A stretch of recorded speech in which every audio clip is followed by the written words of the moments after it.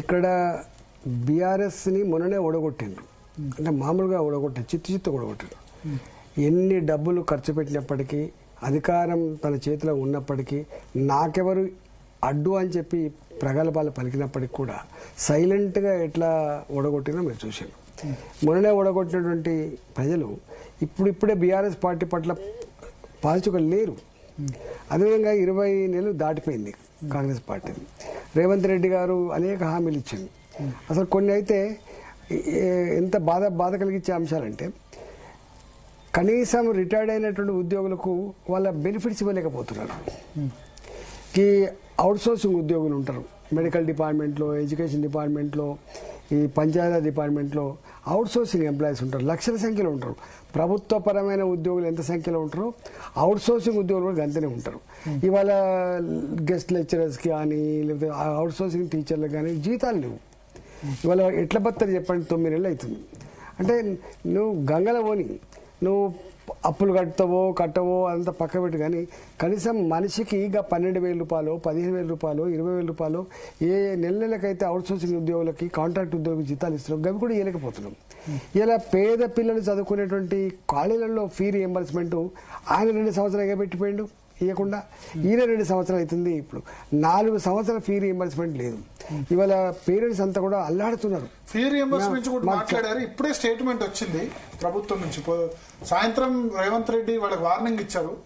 ఇప్పుడు కొద్దిసేపటి క్రితం బట్టి విక్రమార్క కాలేజీ యాజమాన్యాలు ప్రకటన చేశాయి, రేపటి నుంచి ఈ సమ్మె విరమణ చేస్తాం, రేపటి నుంచి కాలేజీలు తెరుస్తామని చెప్పారు. 1,500 కోట్లు 600 కోట్లు రిలీజ్ చేశాం, ఇంకో 600 కోట్లు రాబోయే 2-3 రోజులు రిలీజ్ చేస్తాం, ఇంకో 300 కోట్లు తర్వాత రిలీజ్ చేస్తామని చెప్తున్నారు. సో ఇక్కడ ఫీజు రియంబర్స్మెంట్ ఇట్లా బకాయిలు ఉండడానికి కారణం ఆర్థిక క్రమశిక్షణ తప్పడం. ఈ ఆర్థిక క్రమశిక్షణ తప్పడానికి మీ రోల్ లేదా? తెలంగాణ తొలి ఆర్థిక మంత్రిగా ఈటెల రాజేందర్ రోల్ లేదా? ఇప్పుడు ఇష్యూ నేను చాలాసార్లు చెప్పినా, మళ్ళీ చెప్తున్నా, ఇవాళ కాంగ్రెస్ పార్టీ కొత్తగా పుట్టుకొచ్చిన పార్టీ కాదు. ఈ రాష్ట్రాన్ని 50 ఏళ్ళు పాలించిన పార్టీ, దేశాన్ని కూడా 50 ఏళ్ళు పాలించిన పార్టీ. ఈ 10 సంవత్సరాలు ప్రతిపక్షంలో ఉండగా కాంగ్రెస్ పార్టీ, నేను కూడా అప్పుడు మంత్రిగా ఉన్నా, అప్పుల ఊబిలో కూరుకుపోయింది, మొత్తం అప్పులమయం చేసిండ్రు, తాకట్టు పెట్టిండ్రు, మొత్తం దివాళా తీయించిండ్రని చెప్పి ఎవరు మాట్లాడినరు?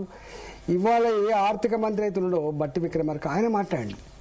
మరి మాట్లాడిన కాంగ్రెస్ పార్టీ ఎన్నికల ముందు ఏ హామీలు అయితే ఇచ్చిందో, ఆ హామీలు ఇచ్చినప్పుడు అంతకుముందు మాట్లాడిన మాటలు గుర్తు చేసుకోవాలి కదా. ఇవి అమలైతాయా కాదా, తెలంగాణ ఆర్థిక పరిస్థితి తెలుసుకోవాలి కదా. రెండవది, మేము చాలా గొప్పలం, అనుభవజ్ఞులం అని చెప్తున్నాం కదా. ఈ 2 సంవత్సరాలు అవుతుంది, ఎందుకు మీరు సరి చేయలేకపోయినరు? ఎందుకు మీరు గాడిలో పెట్టలేకపోయినరు? మీరు చేయాలి కదా. మీకు గాడిలో పెట్టడానికి, సరి చేయడానికి ఇంత అప్పులు ఉన్నాయి అనుకోలేదు అంటారు. తప్పు కదా. 3 లక్షలు అయితే 7 లక్షల కోట్లు, 8 లక్షల కోట్లు అప్పులైనా అంటారు. ఐఎమ్ వెరీ సారీ భరత్ గారు, తప్పు మాట్లాడుతున్నారు. వీళ్ళు FRBM రుణాలు, తర్వాత గ్యారంటీ రుణాలు, కొన్ని అయితే ఎలక్ట్రిసిటీ డిపార్ట్మెంట్ డిస్కమ్లకు కానీ, లేకపోతే జెన్కోకి కానీ, ట్రాన్స్కోకి కానీ, ఇట్లాంటి వాటికైతే అసలు మీకు సంబంధం లేకుండా రుణాలు తీసుకుంటున్నారు. కొన్ని కార్పొరేషన్లు పెట్టి స్వయంగా రుణాలు తీసుకుంటున్నారు. ఇరిగేషన్ కార్పొరేషన్ అని చెప్పి, మిషన్ భగీరథ కార్పొరేషన్ అని చెప్పి కార్పొరేషన్ రుణాలు తీసుకుంటారని చెప్పి వీళ్ళు మాట్లాడింది కదా. ఇవాళ మాకు మేము ఇంత అనుకోలే అని చెప్పి మీరు ఇట్లా మాట్లాడితే నవ్వుకుంటారు ప్రజలు.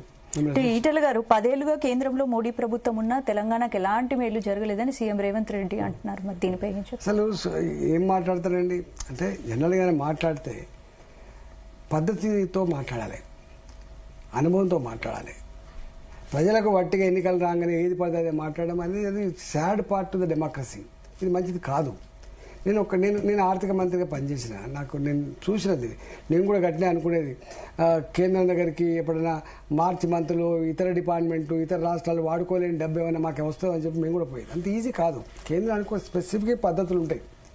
కేంద్రానికి కేంద్ర ప్రభుత్వ రంగ సంస్థలు అంటే రక్షణ రంగం కానీ, హోంశాఖ కానీ, ఇతరత్రన్ని నడుపుకోగా ఏవైతే కొన్ని డబ్బులు మిగిలితే ప్రణాళికాబద్ధంగా మనకి ఇస్తాయి.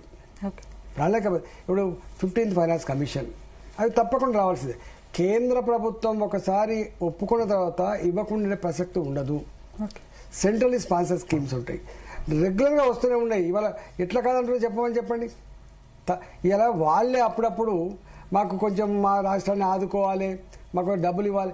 ఇవాళ నేను చెప్తున్నా కదా, హెల్త్ డిపార్ట్మెంట్లో కానీ, ఎడ్యుకేషన్ డిపార్ట్మెంట్లో కానీ, ఇవాళ రోడ్స్ అండ్ డెవలప్మెంట్ దాంట్లో కానీ, సిఆర్ఎఫ్ కింద కానీ, పిఎంజిఎస్వై కింద కానీ, రైల్వేస్లో కానీ ఇవన్నీ డబ్బులు అక్కడి నుంచి వస్తేనే ఇంత యాక్టివిటీ నడుస్తుందండి.